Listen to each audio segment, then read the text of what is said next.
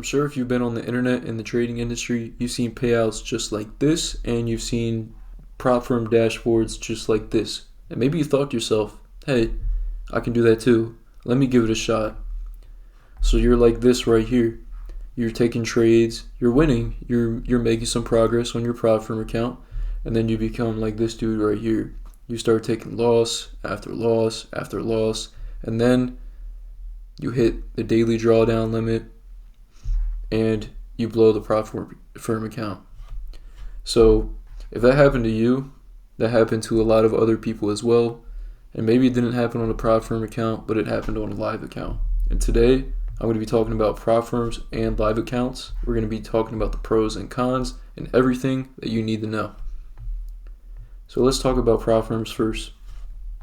So around 85 to 95% of initial evaluation attempts fail.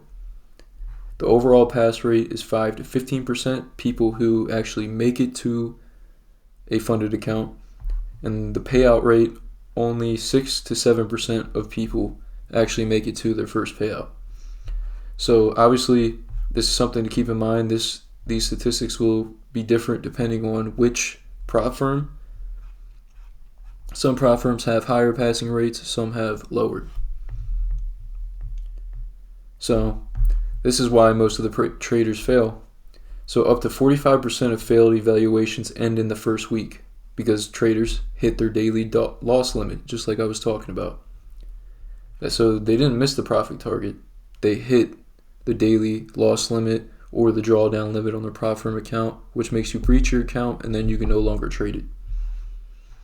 One of these reasons is people are risking too much per trade because they want to hit that profit target quickly, but then they hit their stop loss just as quickly. So let's go into the pros and cons of prop firms. So the cons, it's not real money. Obviously, it is demo accounts. Some prop firms have access to real live accounts at some point, but for the most part, it's demo accounts.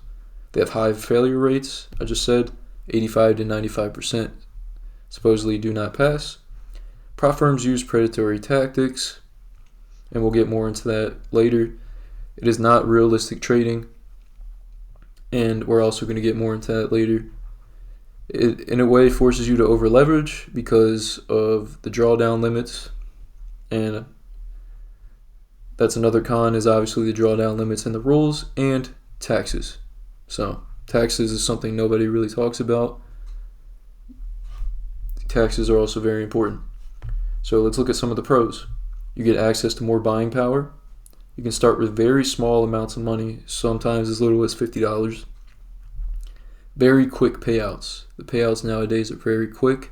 Some of them are weekly, and some of them you can even get daily payouts.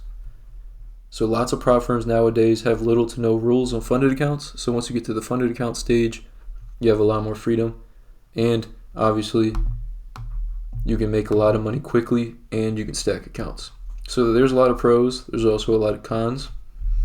So let me show you guys what I mean about it forcing you to over leverage and predatory tactics that cause you to not trade realistically. Now, this isn't everybody, but this is some people.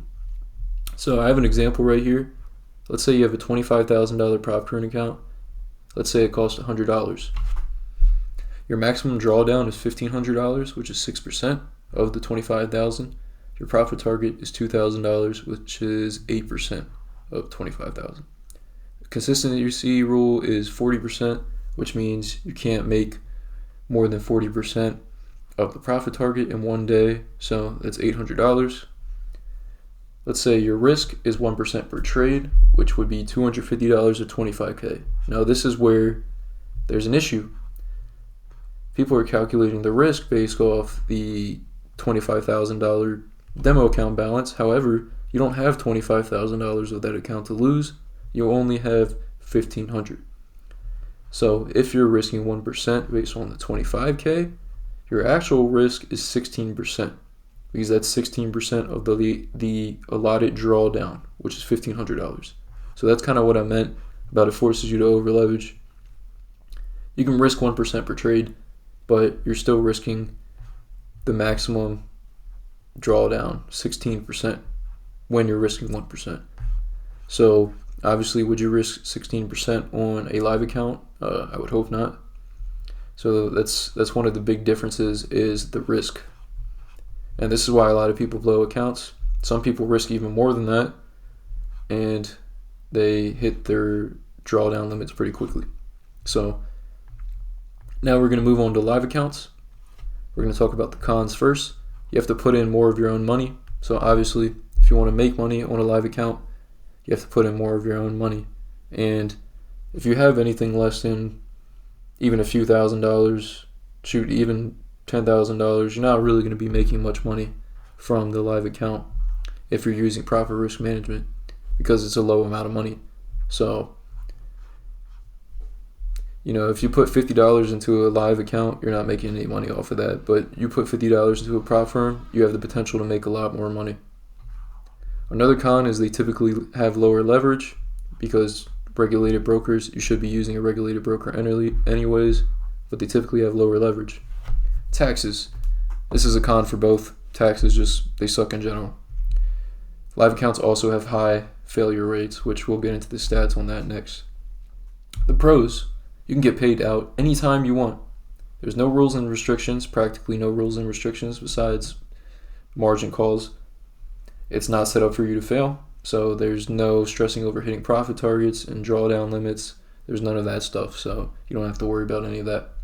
It's safer in the sense of some prop firms deny payouts. There have been history of prop firms denying payouts. Some prop firms became scams or were scams from the beginning, and some prop firms also went bankrupt. So that's something that you wouldn't really have to worry about trading a live account on a regulated broker typically. And you can use proper risk management. 1% on this account, on your live account, is actually 1%, because there's no drawdown limits, no rules. So here's some statistics on the high failure rates. Now this says between 70 and 95% of day traders lose money over the long term. I believe it is 95% to 97%. This is just a kind of stupid AI thing. I don't know. Failure rates are above 90% for sure. So typically only 1 to 3% actually achieve consistent, sustainable profitability. And this doesn't even mean that they actually make a lot of money. It just means that they're consistently profitable. I believe less than 1% actually are able to trade full time.